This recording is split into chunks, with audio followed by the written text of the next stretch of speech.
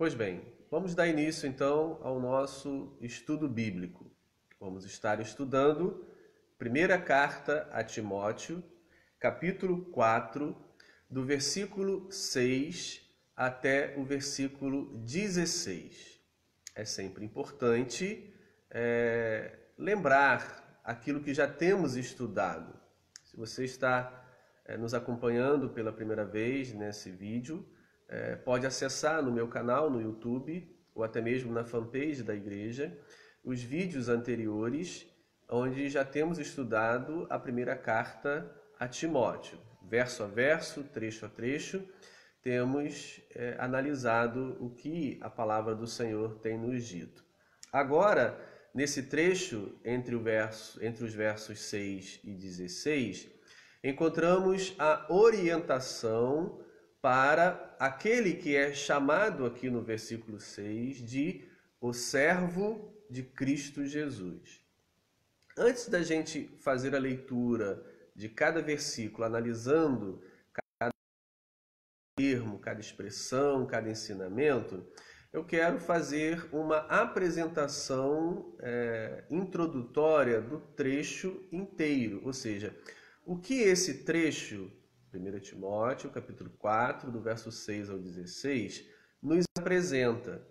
E à medida que formos lendo verso a verso, vocês vão observando que aquilo que eu estarei dizendo agora vai sendo apresentado ao longo dos versículos. Mas para que a gente, ao ler o versículo, sem ter chegado no outro ainda, sem ter chegado no próximo versículo que poderá esclarecer alguma informação e você não fique um pouco perdido, então eu vou apresentar uma visão panorâmica desses versículos, o que eles dizem numa visão panorâmica, e depois nós vamos afunilar lendo cada versículo, lendo cada frase. Bem, esse trecho é um conjunto de ensinamentos de exortação àquele que é chamado aqui no versículo 6, de o servo de Cristo Jesus, ou o ministro de Cristo Jesus. A palavra traduzida por ministro ou servo é a palavra diáconos, é a palavra grega diáconos, que já apareceu no capítulo anterior, quando falava sobre os bispos e sobre os diáconos e as diaconisas.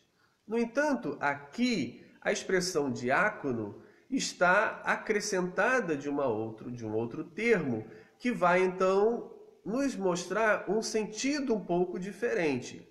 Aqui no versículo 6 está diáconos de Cristo Jesus, ou seja, ministro de Cristo Jesus. Essa expressão completa, ministro, diáconos, servo de Cristo Jesus, vai nos ajudar a compreender que ele não está falando do mesmo ofício, da mesma atividade, da mesma pessoa propriamente dita, apresentada no capítulo 3, a partir do versículo 8, quando ele falou dos diáconos. Essa expressão, diáconos de Cristo Jesus, ou ministros de Cristo Jesus, está apontando um outro ofício. Está apontando para aquele que será, ou se apresentará, ou estará no ofício do responsável pela comunidade. Bem, como que esse responsável pela comunidade é chamado ao longo dos séculos ou nas igrejas evangélicas, por exemplo? Bem, cada igreja evangélica poderá, ou até utiliza, um título ou um termo diferente. Poderá ser chamado, muitas vezes, pastor. A maioria das igrejas evangélicas chama esse responsável pela comunidade com a palavra pastor. Mas há outras igrejas que vão utilizar outros termos, como presbítero, como ancião, como obreiro, como missionário, ou seja, não vou entrar no mérito da nomenclatura, do termo que é utilizado, porque isso não vai nos levar a lugar nenhum. A importância no estudo é o que esse responsável pela comunidade, chamado aqui de servo de Cristo Jesus, né, ou ministro de Cristo Jesus, aqui na minha tradução, Almeida Revista Atualizada, usa a expressão ministro de Cristo Jesus. Então eu vou seguir esse termo que está aqui na minha tradução, ministro de Cristo Jesus. Mas você poderá compreender que quando estiver falando do ministro ou ministro de Cristo Jesus, ele está se referindo ao responsável pela comunidade, que pode, em muitas, ser chamado de pastor ou ser chamado por obreiro, missionário ou qualquer outra nomenclatura que cada igreja escolhe por razões diversas. Então, é sobre esse ofício, é sobre essa pessoa que o trecho de versos 6 a 16 vai tratar. É importante observar que, ao falar sobre o ministro de Cristo, ou o responsável pela comunidade cristã local, ele não está falando restritamente ao líder, mas ele está falando a toda a comunidade, a todos os discípulos e discípulas. E ao apresentar o dever e as características desse ministro de Cristo, ele também estará apresentando o dever e as características de todos os discípulos e discípulas. O que ele vai falar serve para toda a igreja, para toda a comunidade. Cada discípulo de Cristo deve se esforçar para ter, para viver, para ser da forma como ele está apontando aqui para o responsável da comunidade. Ou seja, não é que ele está falando apenas para o responsável da comunidade e todos os outros a palavra não serve. Não é assim. Ele, o responsável pela comunidade, está sendo exortado aqui, ensinado aqui, para ser o exemplo, ou seja, aquele que vai praticar certos procedimentos que vão estimular os outros a também praticar. Na realidade, o que se deseja é que toda a congregação pratique aquilo que vai ser dito aqui. E não apenas o líder da igreja deve praticar e todos os outros ignorar. Não é esse o objetivo.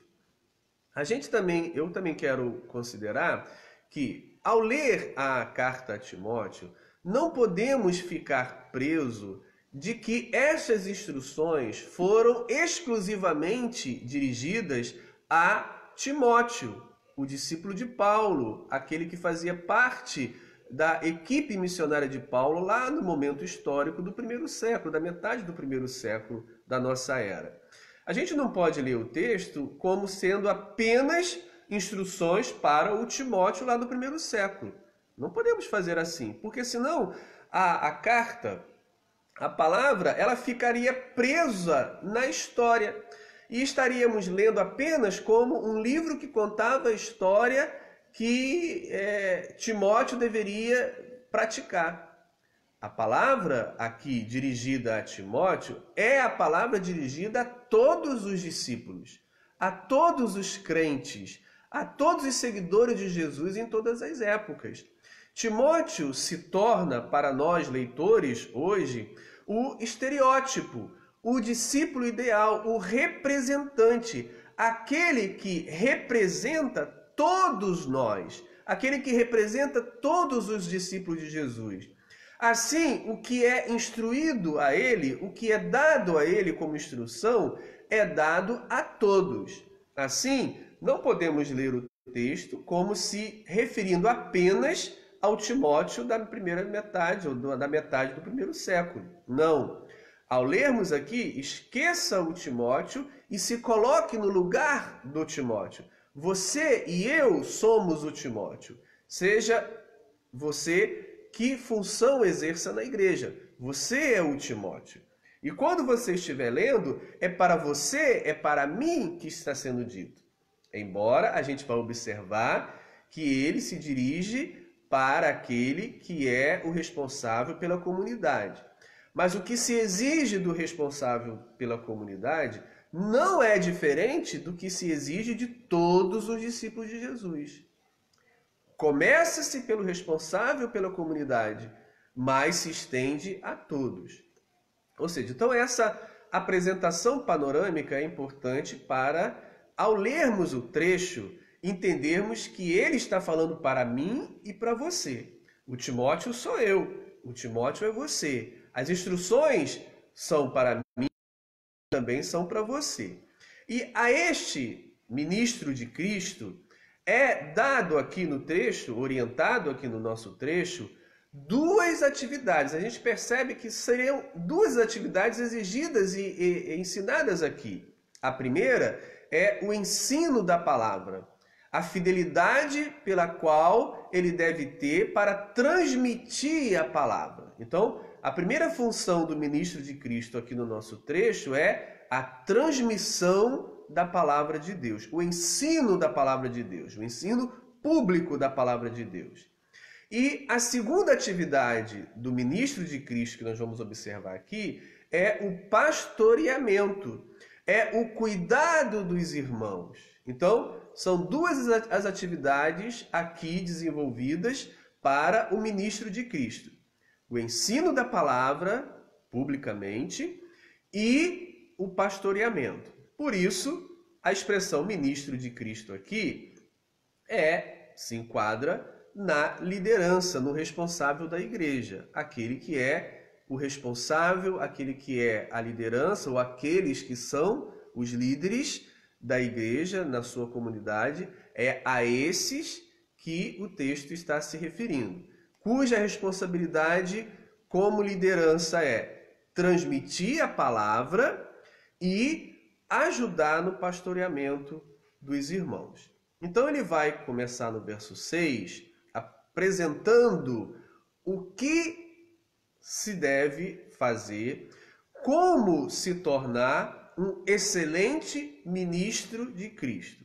E assim a gente vai ler agora os versos 6 ao 16, de forma lenta, gradativa, e explicando o que cada passagem, o que cada verso, frase nos ensina, dentro dessa visão panorâmica que eu já apresentei. Então, o versículo 6 diz assim: expondo estas coisas aos irmãos, ou seja, a oração principal é: serás bom ministro de Cristo Jesus.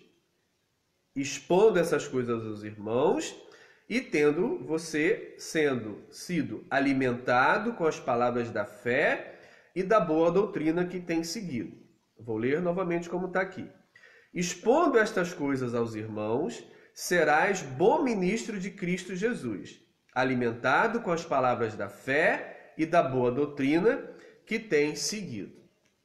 Ou seja, está claro que a palavra está se dirigindo ao responsável pela comunidade, aquele que é chamado aqui de ministro de Cristo Jesus. Serás um bom ministro de Cristo Jesus. Como? Esse é o nosso objetivo. Ser um bom pastor, ser um bom presbítero, ser um bom obreiro, ser um bom missionário, ser um bom ministro de Cristo, ser um bom responsável pela comunidade. Como seremos um bom responsável pela comunidade? Então, a primeira coisa é expondo estas coisas. Expor essas coisas significa ensine essas coisas.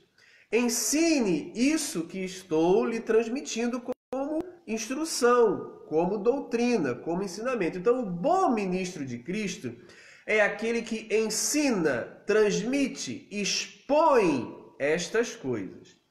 Bem, o bom ministro de Cristo é aquele que é alimentado ou aquele que tem sido nutrido com as palavras da fé. Então, o bom ministro de Cristo, responsável pela comunidade, para ele ser excelente, para ele ser bom, para ele estar de acordo com a vontade de Deus, ele tem que ser uma pessoa que expõe, transmite os ensinamentos de Deus. Tem que ser uma pessoa que tenha sido nutrido, que tenha sido alimentado com as palavras da fé. Ou seja, ele precisa ter a instrução, ele precisa ter tido o recebimento das palavras da fé. Porque como é que ele vai instruir se ele não tiver recebido. E outra coisa que ele vai apresentar, ser nutrido com as palavras da fé e seguido a doutrina, o conjunto de ensinamentos, a tradição apostólica recebida. Então, o bom ministro de Cristo, ele tem dentro de si as palavras da fé. Ele segue as doutrinas recebidas na tradição apostólica que chegou até ele. Timóteo recebe de Paulo, Paulo recebe de Cristo. E assim, hoje, da mesma maneira, o bom ministro de Cristo recebe a doutrina de outros que lhes passam, que aprende. Então, o bom ministro de Cristo está aqui apresentado no verso 6. É aquele que é nutrido com as palavras da fé e que segue a boa doutrina recebida e que expõe essas coisas, expõe publicamente. Ou seja, é um ensinador da comunidade. Aí, para ser um bom ministro de Cristo, precisa-se de mais coisas. Aí ele vai agora desenvolvendo ao longo dos versos o que o bom ministro de Cristo precisa ser, precisa fazer. E então nós temos aqui um referendo, um modelo, uma instrução. Como ser um bom ministro de Cristo? Como ser um líder da igreja? Ou como ser bons líderes na igreja? Verso 7. Vimos então as coisas positivas, o que se tem que fazer, o que se tem que ser. Agora, no verso 7, a negativa, o que não se deve fazer. Aí diz o verso 7. Mas rejeita as fábulas profanas de velhinhas caducas. Bem, a palavra fábula aqui é a tradução da palavra grega mito. Ou seja, então, rejeita os mitos. Os mitos estão em oposição à doutrina. Ele disse no verso 6, que guarde, que tenha, que siga a boa doutrina, as palavras da fé. A palavra da fé e a boa doutrina estão em oposição aos mitos. Bem, então, o que seriam esses mitos? O que seriam essas fábulas? O que seriam essas histórias, esses ensinamentos que não estão embasados na fé, que não estão embasados na doutrina cristã apostólica recebida na tradição das Escrituras? O que seriam esses mitos? Bem, então, não é difícil a gente classificar esses mitos ou essas fábulas, porque nós temos como referência as Escrituras. Nós temos como referência o Novo Testamento, que contém os ensinos das igrejas primitivas. O que as igrejas primitivas criam? O que elas pregavam? O que elas seguiam? Estão aqui no Novo Testamento. Então, o que seriam essas fábulas? O que seriam esses mitos que são alimentados, que são trazidos, na expressão que ele vai dizer aqui, por velhinhas caducas? Ou seja, pessoas de uma certa idade que já não têm um domínio da mente, que já não tem uma clareza nas coisas e que trazem e que inventam e que apresentam fábulas, mitos inventados, construídos das suas mentes criativas. Bem, veja que esse tipo de ensinamento não está preso na história do primeiro século. Nós encontramos hoje pessoas, e não necessariamente velhinhas caducas, mas muitos outros que não chegaram talvez a essa idade avançada, mas que na sua mente criativa transmitem, inventam, constroem fábulas, histórias, coisas que não estão comprometidas, ligadas à fé. que não estão ligadas à doutrina transmitida a partir de Jesus de Nazaré pelos seus apóstolos e que chegaram até nós. São fábulas, mitos, coisas da imaginação. A gente percebe muito isso. Vivemos um momento onde esses mitos, essas fábulas, são construídas numa quantidade absurda. E quando você pergunta, mas aonde está escrito essas coisas? Da onde você tirou isso? As pessoas não sabem dizer, pelo menos não nas Escrituras, não no Novo Testamento. Elas tiram de várias viagens que fazem, de vários sonhos, de várias alucinações que têm e vão apresentando essas fábulas, esses mitos. Então, o bom ministro de Cristo é aquele que rejeita essas fábulas, que rejeita esses mitos, que rejeita essas histórias que são criativamente inventadas e construídas. O bom ministro de Cristo é aquele que se detém na doutrina, na fé. Esse é o bom ministro de Cristo. O Novo Testamento, a Bíblia, é a nossa fonte. O bom ministro de Cristo é aquele que transmite a palavra de Deus, e não aquele que fica absorvendo, dando crédito, inventando essas histórias fabulosas que surgem. O versículo 7, agora, de uma forma positiva, ele dá um imperativo ao bom ministro de Cristo. Exercita-te na piedade. Bem, ele está usando aqui a palavra exercitar. A palavra exercitar é do campo do esporte, ou seja, é o esportista que se exercita.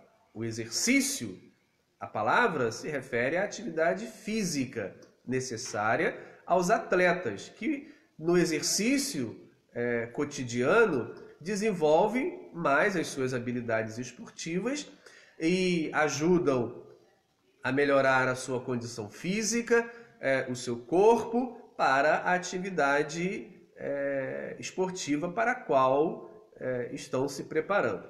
No entanto, o bom ministro de Cristo, e aí ele utiliza o esporte, né, o esportista como referência, assim como o esportista se exercita nas atividades físicas, são horas de exercício físico, são horas de academia, são horas praticando aqueles mesmos movimentos para ficar habilitado para aquilo que ele se propõe fazer, assim também o bom ministro de Cristo deve praticar os exercícios. Mas aí ele então vai dizer os exercícios da piedade.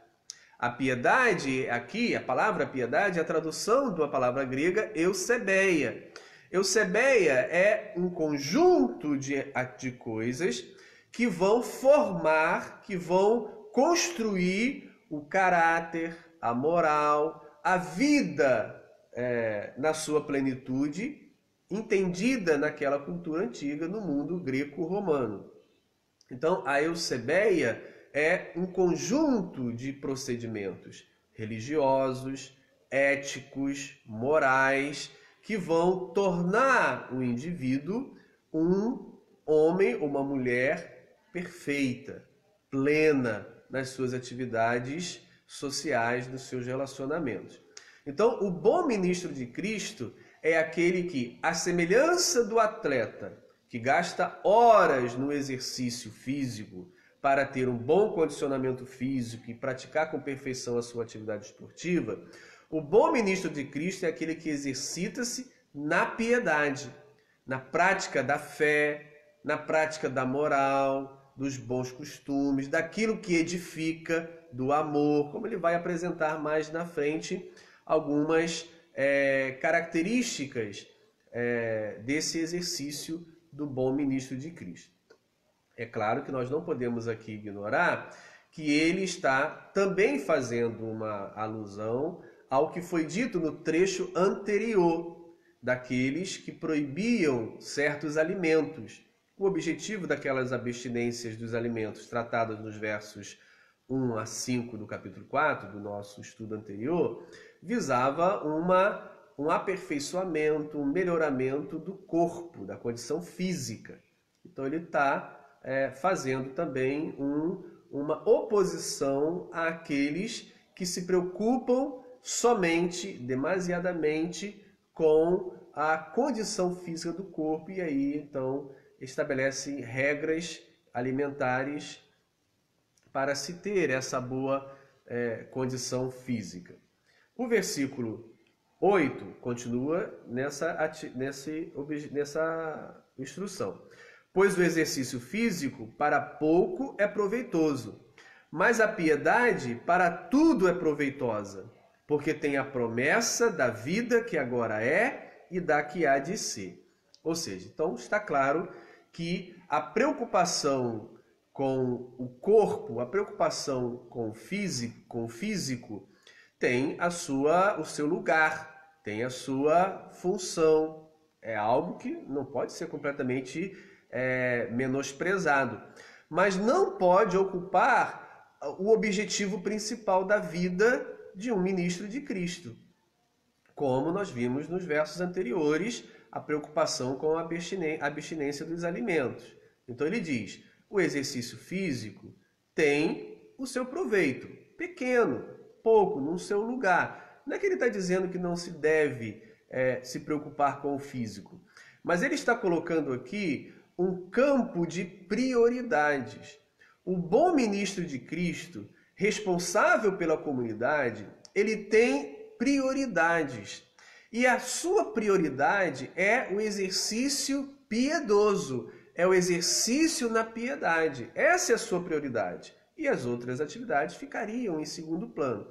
Então, é um uso de um termo, de uma situação comum naqueles dias, naquela sociedade, e aí a gente percebe que a nossa sociedade também está crescendo nessa preocupação física, que é boa, no entanto, às vezes há o exagero, às vezes há a ocupação de todo o objetivo de vida no exercício físico e a piedade, a fé, a moral, a ética, as coisas importantes que vão cultivar o interior, o comportamento, a formação do nosso interior, a preocupação com o nosso ser interior, que se manifesta nas nossas relações com as pessoas, às vezes ficam em segundo lugar. Ou seja, há uma preocupação com o exterior, com o físico, que é realmente necessária,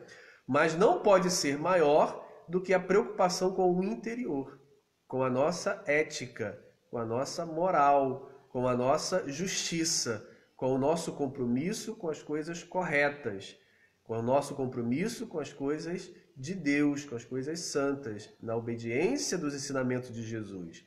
O exercício dos mandamentos de Jesus devem ocupar a prioridade naquele que deseja ser o bom ministro de Cristo. Ressaltando o que já disse, a instrução para o bom ministro de Cristo se aplica a todos os discípulos, a todos os crentes, e não apenas ao líder da igreja. Continuamos, verso 9. Fiel é a palavra e digna de toda aceitação.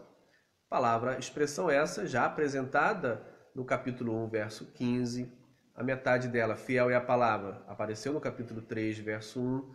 Ou seja, então, sempre que na carta a Timóteo aparece essa expressão, fiel é a palavra, ou digna de toda aceitação, é para concluir, fechar, dar uma autorização, uma ratificação àquilo que está sendo dito. Esta palavra, este ensinamento é fiel, é voltado à fé e é digna essa palavra, essa instrução de aceitação, ou seja, não pode ser ignorada, precisa ser seguida como a palavra aqui expressa. Isso que estou ensinando, diz, é para ser observado. Continuando, verso 10. Ora, é para esse fim, é para esse objetivo que labutamos, que trabalhamos, que nos esforçamos, de forma sobremodo. Porquanto temos posto a nossa esperança no Deus vivo, Salvador de todos os homens, especialmente dos fiéis, especialmente daqueles que creem. Ou seja, então, é para isso que nos esforçamos. O bom ministro de Cristo, o responsável pela comunidade, se esforça de forma sobremodo, ou seja, muito, se esforça muito. Para quê? Na esperança da salvação, como diz aqui. Porquanto temos posto a nossa esperança no Deus vivo, Salvador de todos os homens, especialmente dos fiéis. Ou seja, o nosso objetivo, o nosso esforço, o nosso trabalho é para a salvação. Deus deseja salvar a todos. Deus quer salvar a todos os homens. E aqueles, os crentes, e aí ele está se referindo àqueles que estão na comunidade, sob a liderança do ministro de Cristo, sob a orientação do ministro de Cristo, e recebendo do ministro de Cristo as instruções, vendo no seu procedimento o exemplo a ser seguido. Então, a preocupação muito maior com aqueles que estão ali sob essa supervisão, sob essa orientação do ministro de Cristo. Essa é a esperança que temos. Deus é Salvador de todos os homens.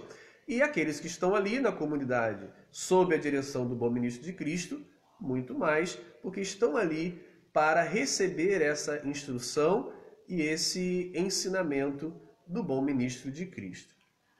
Continuando, verso 11. Ordena e ensina estas coisas. Bem, então está claro, por exemplo, agora no verso 11, que o trecho se refere primariamente ao responsável pela comunidade. Ou seja, aquele que deve ensinar essas coisas, ordenar, instruir estas coisas. Então, ordena e ensina estas coisas.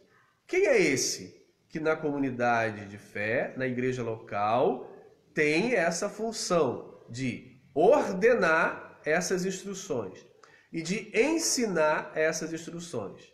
É aquele que é chamado aqui no trecho de ministro de Cristo Jesus, que, como eu já disse, em várias igrejas locais, em várias comunidades, pode ser chamado de vários nomes, ou pode ser chamado de nome nenhum, mas que todos saibam e reconheçam e reconhecem que ele ou eles têm essa função de, como ministro de Cristo, ordenar, instruir, exortar, ser exemplo da palavra da fé e da doutrina à comunidade.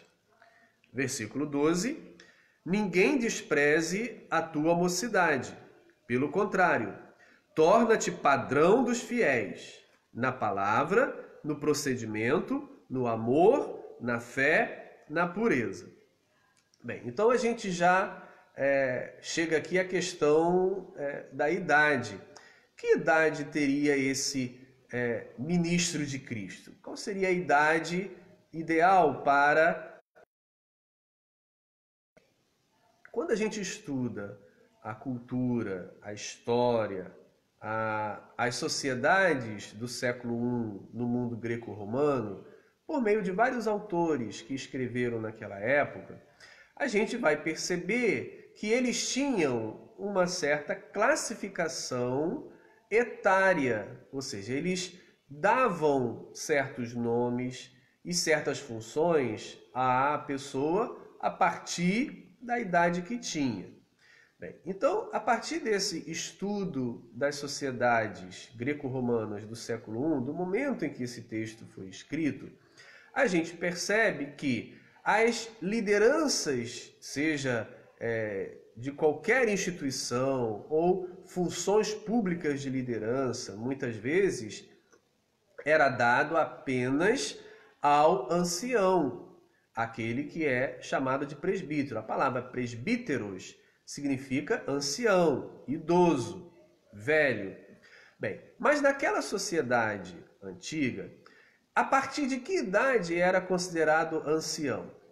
Normalmente a partir de 50 anos. A gente precisa considerar que a vida no mundo greco-romano era uma vida que chegava, no máximo, às vezes, a 60 anos. Ou seja, as pessoas morriam com 40, com 50, com 60. Aqueles que conseguissem chegar a 70 era algo excepcional. Se conseguir chegar a 80, em cima da cama, cansado, sem poder produzir nada. Ou seja, mas a média de vida do mundo greco-romano girava em torno de 50 anos, 45, 50, 55 anos. Assim era considerado ancião, presbíteros, aquele que tinha mais de 50 anos. E as funções de liderança das associações, das instituições, era sempre dado a alguém com mais de 50 anos. Menos de 50 anos não era visto como alguém com autoridade, capacidade, responsabilidade para exercer. No entanto, ao chamar aqui o Timóteo de moço, de mocidade, de uma pessoa jovem, ele então estaria se referindo a alguém abaixo de 50 anos que não estaria dentro da faixa etária que normalmente se exigia para as lideranças. Então a gente percebe que o bom ministro de Cristo na igreja cristã primitiva não poderia estar preso à questão da faixa etária. Por quê? Porque o Timóteo aqui, histórico, que viveu, que exerceu a sua liderança após a morte de Paulo, por exemplo, que é o representante, que é o ideal, que é o personagem aqui que representa todos os Timóteos ao longo da história, todos os ministros de Cristo ao longo da história. Ele, então, não tinha 50 anos. Ele provavelmente, e aí vários estudos são feitos, e se chega a uma faixa etária de provavelmente 35, 40 anos, que ele vai exercer essa função de liderança, 35, 40 anos.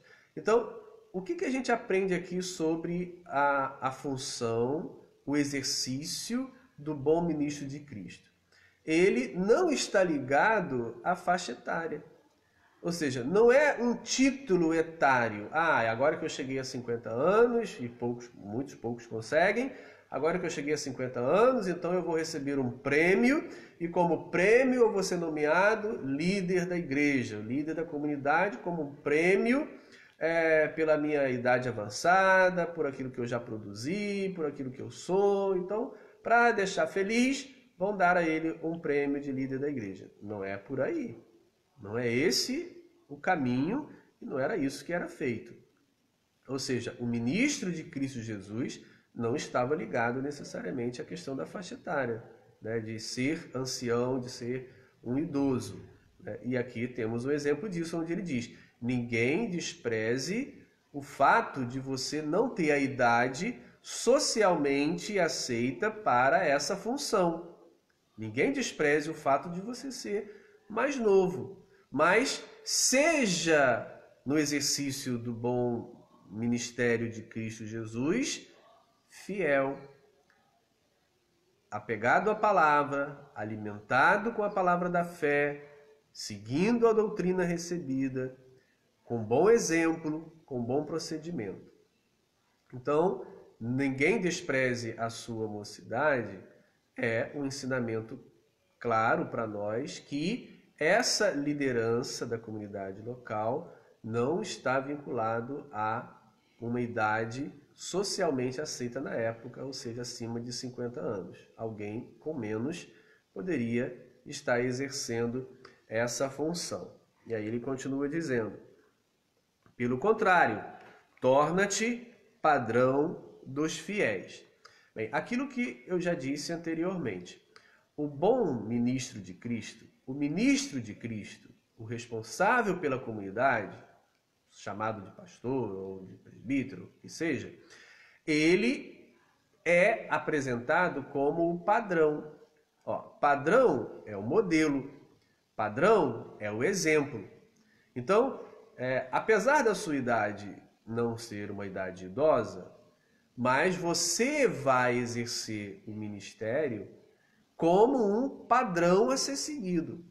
Ou seja, aquilo que eu disse anteriormente. A instrução aqui não está restrita ao líder da comunidade, mas se dirige a todos os discípulos e discípulas, em que o líder da comunidade se torna exemplo, padrão a ser seguido. Então, tudo aquilo que ele vai praticar no exercício do ministério de Cristo é para ser também praticado pelos outros, porque ele se torna o modelo, o padrão a ser seguido. E aí ele vai apresentar em quais atividades ele deve ser o padrão dos fiéis. Padrão dos fiéis, padrão dos demais discípulos, padrão dos crentes que estão presentes naquela comunidade. Em quais 5 procedimentos, 5 áreas, ele deve ser o padrão? Aí a gente aprende aqui, ó. Na palavra, ele deve ser o exemplo na palavra. O que significa isso? No conhecimento da palavra e na instrução da palavra. Toda a comunidade deve seguir o exemplo do ministro de Cristo. Em que área? Primeiro aqui, na palavra. O conhecimento da palavra não pode ficar restrito ao líder da comunidade. Só ele saber, só ele conhecer, só ele ter as instruções, só ele ser apto e saber todas as doutrinas e saber ler a Bíblia. Não. Ele é o padrão a ser seguido. Ele é o exemplo a ser seguido. Então, todos os demais fiéis da igreja devem também buscar esse conhecimento na palavra. Deve também buscar esta instrução na palavra, porque ele se torna o padrão a ser seguido. Então, todos devem buscar com afinco imitá-lo na palavra. Depois, ele vai dizer na palavra, no procedimento. Padrão no procedimento. Como é o procedimento? Como que ele se comporta? Como que ele se relaciona? Como ele trata as pessoas? Como ele lida com as situações adversas? Como ele lida com aquele que pensa diferente? No procedimento está o padrão a ser seguido. Então, o procedimento é para todos os crentes. E o bom ministro de Cristo é aquele que vai se tornar uma referência no procedimento. Terceiro, amor. Padrão no amor. Ele deve amar de forma primeira e ser seguido no exemplo do amor. Percebe, irmãos, que as instruções para o ministro de Cristo não está restrita a ele. As instruções para o ministro de Cristo, na realidade, é para toda a igreja, e que a partir dele, como padrão, como exemplo, todos os demais devem praticar essas coisas, devem buscar essas coisas, todos devem amar, não apenas o líder da igreja, todos devem amar, seguindo o padrão que ele estabelece, mas o amor deve estar em todos. A fé também deve estar em todos, seguindo o padrão, seguindo o exemplo apresentado, mas a fé em todos e na pureza. Então, na palavra, no procedimento, no amor, na fé e na pureza. Todas essas 5 áreas são ensinadas e exigidas de toda a igreja, de toda a comunidade. O ministro de Cristo, ele deve ser o padrão, a referência, o exemplo a ser seguido nessas 5 áreas apresentadas. Continuando, verso 13. Até a minha chegada, aplica-te à leitura, à exortação e ao ensino. Aqui temos uma característica da epístola, né? Uma fala particular. Até a minha chegada, ou seja, o autor vai chegar. Eu estou indo aí, eu chegarei aí. Então, enquanto eu não chego, aplica-te à leitura. A leitura aqui não é o estudo particular, não é a leitura que eu faço na minha casa, estudando ao longo do dia. A leitura aqui é a leitura da Escritura publicamente. porque as outras duas instruções são públicas. Aplica-te à leitura, à exortação e ao ensino. Ó, ensino não é particular, ensino é aos outros. Exortação não é particular, é aos outros. Então a leitura não é a particular, é a leitura pública. Então, o que ele está dizendo para o ministro de Cristo? Aplica-te, esforça-te, dedica-se a ler publicamente as Escrituras. E aí, então, a gente percebe a igreja cristã primitiva segue um padrão da sinagoga judaica. Por exemplo, encontramos no Evangelho de Lucas, capítulo 4, a partir do verso 16, Jesus entra numa sinagoga em Nazaré, é dado a ele o livro ou o rolo do profeta Isaías, ele abre o rolo numa passagem específica, faz a leitura daquela passagem específica publicamente, lê para todo mundo escutar, devolve o rolo ao responsável pela sinagoga, senta-se e começa então a explicar, a fazer uma pregação, a dar uma aplicação, uma atualização daquela passagem lida. Então é isso que ele está se referindo aqui, que acontece na igreja primitiva, acontecia e acontece em todas as igrejas. Essa leitura pública das Escrituras, ou seja, o ministro de Cristo abre as Escrituras num determinado ponto correspondente, faz a leitura da passagem publicamente, todos escutam a leitura, e em seguida ele vai fazer uma reflexão, uma atualização, uma aplicação daquilo que foi lido. Então a instrução aqui para o ministro de Cristo é: aplica-te à leitura pública das Escrituras. Leia a Bíblia diante da igreja e explique. Atualize aquilo que está sendo ensinado, que de repente pertence a um determinado século no passado, a uma situação social que não existe mais hoje.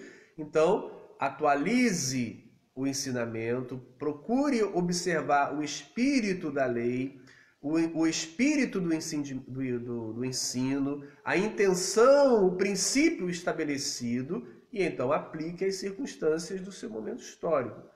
Então, cabe ao ministro de Cristo essa leitura pública das Escrituras e a sua consequente exortação e ensino a partir da leitura pública das Escrituras. Então, essa aplica-te a leitura aqui, às vezes eu já vi pessoas a entenderem que seria uma exortação para eu lá na minha casa, no meu escritório, passar horas lendo a Bíblia. Claro que isso também deve ser feito.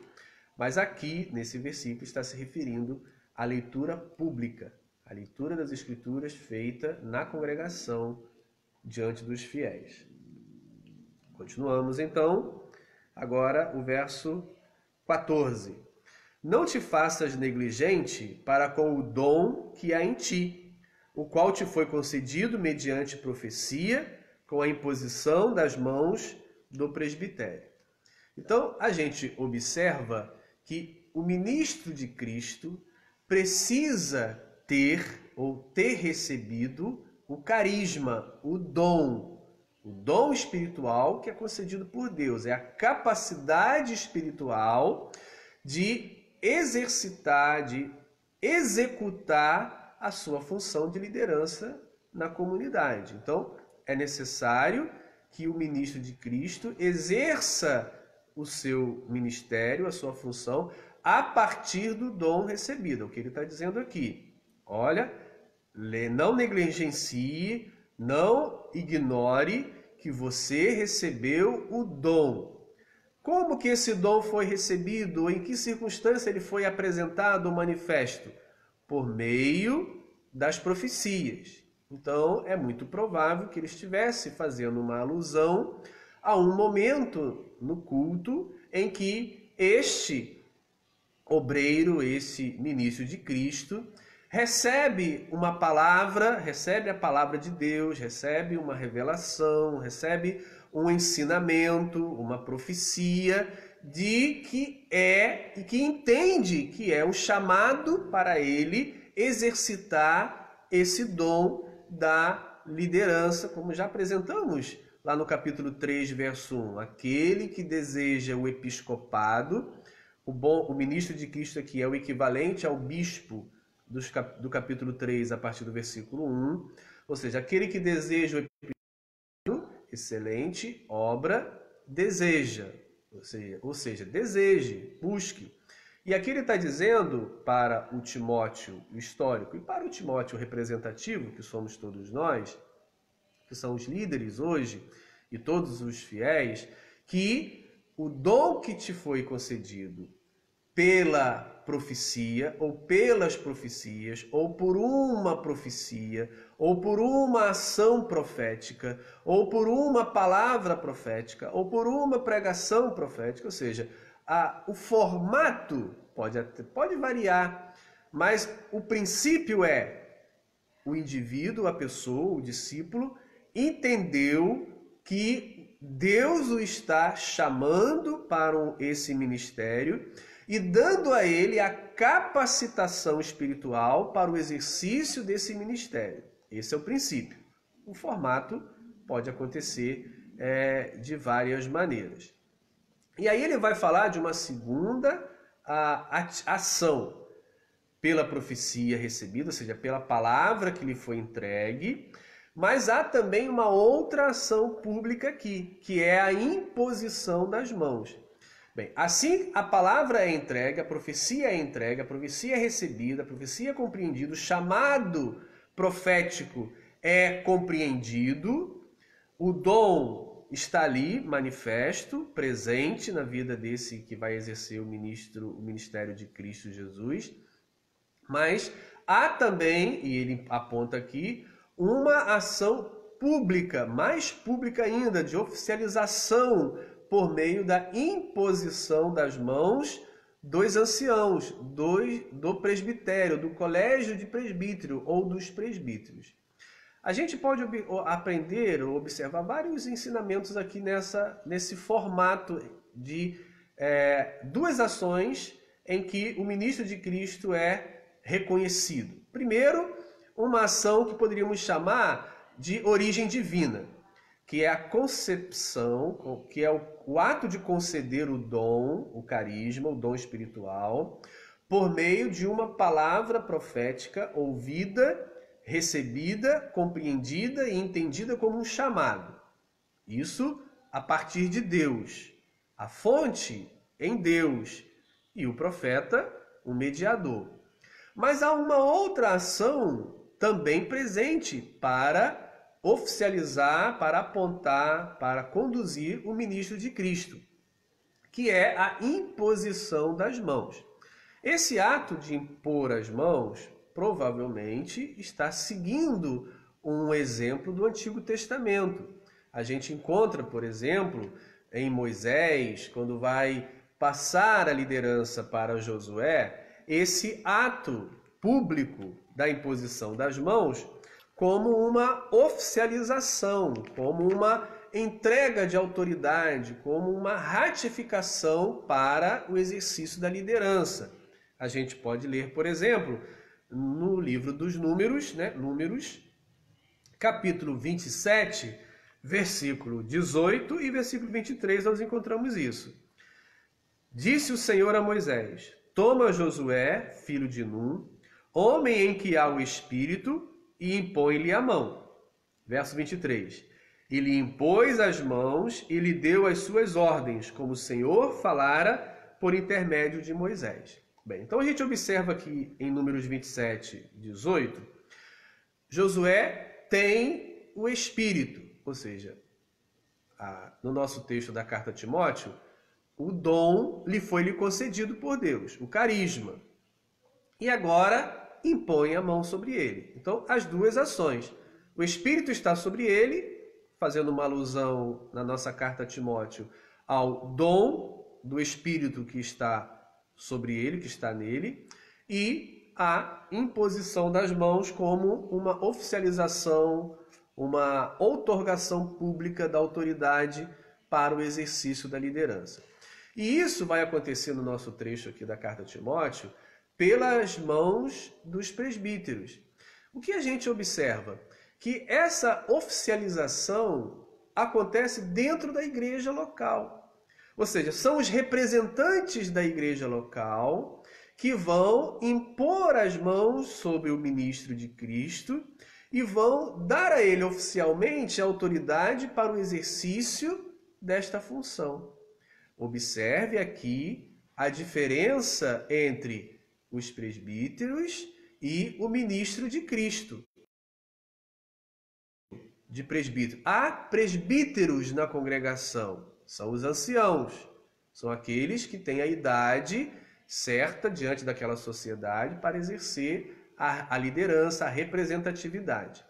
Mas o ministro de Cristo é uma outra figura, é uma outra pessoa. Então a gente percebe que há aqui o que ele vai chamar no versículo 6, ministro de Cristo Jesus, e o que ele vai chamar aqui no verso 14 de presbíteros.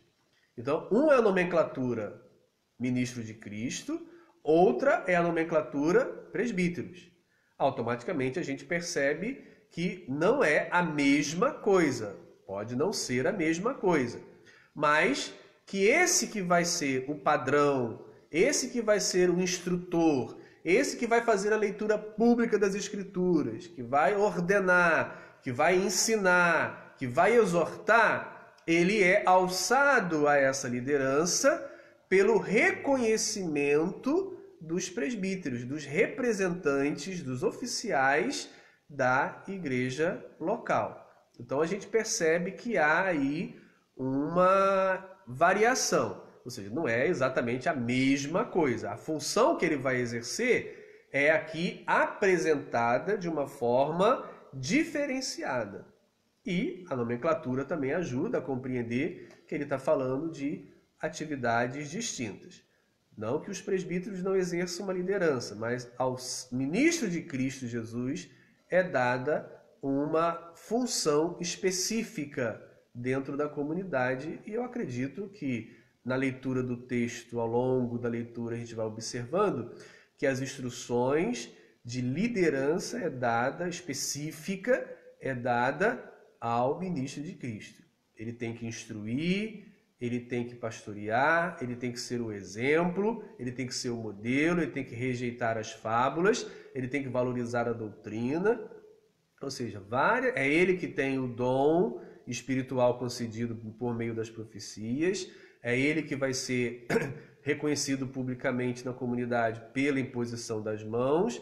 Ou seja, eu acredito que não é difícil compreender a distinção aqui entre os presbíteros e esse chamado ministro de Cristo. Continuando, versículo 15. Medita estas coisas e nelas sê diligente, para que o teu progresso a todos seja manifesto.